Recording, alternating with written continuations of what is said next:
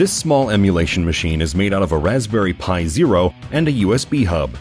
Most of the work is cosmetic and will be focused on the outer shell of the case.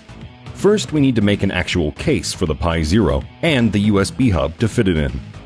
This simple case will act as a support for the clay on the outside, which will have the actual shape. The inner case won't be seen, so let's just cut up some plastic to the right size and superglue it together to make a case.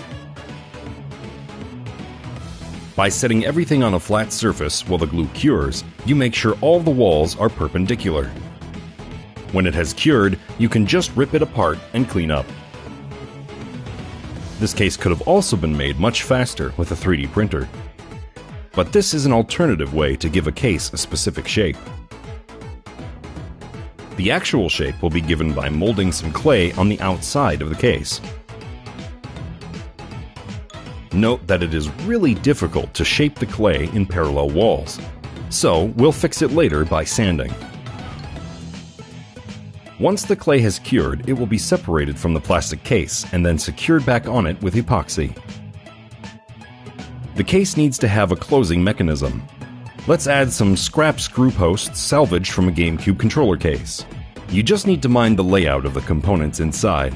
Since the Raspberry Pi Zero will be in the way, we'll need to make one of the screw posts ourselves. Now that the case is functional, we can focus on making it look better. Sanding on a flat surface ensures you get flat case walls. Applying some Bondo helps with filling the small residual cracks and holes. Next, we will spray paint our case to give it its desired look. Painting can also help to correct small mistakes. Here, a first coat is sprayed on and then sanded. The goal is to make the surfaces as smooth as possible. Then, let's cut the holes to enable access to the ports on the Raspberry Pi Zero, and the holes to accommodate the USB ports.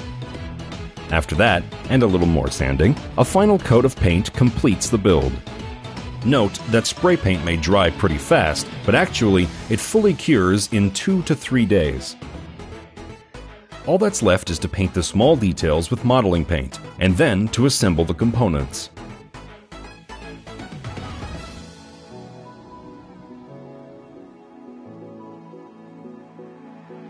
Here, we want to bypass the USB ports to save some space.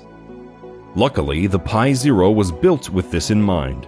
Some contacts are laid out on the board to solder to directly. There are only a few components to solder here. As always, make sure to map everything out with a multimeter beforehand. The USB hub used was designed for tablets. We need to make sure we give it both power and data connections, as they are split up in the intended use case. When the parts are soldered, hot glue them temporarily and make sure to test everything. Then, encase everything in a shower of epoxy resin, especially the USB ports. They usually go through a lot of stress when repeatedly inserting cables. Finally, let's just screw in both halves of the case and try out the emulation capacities of this small machine.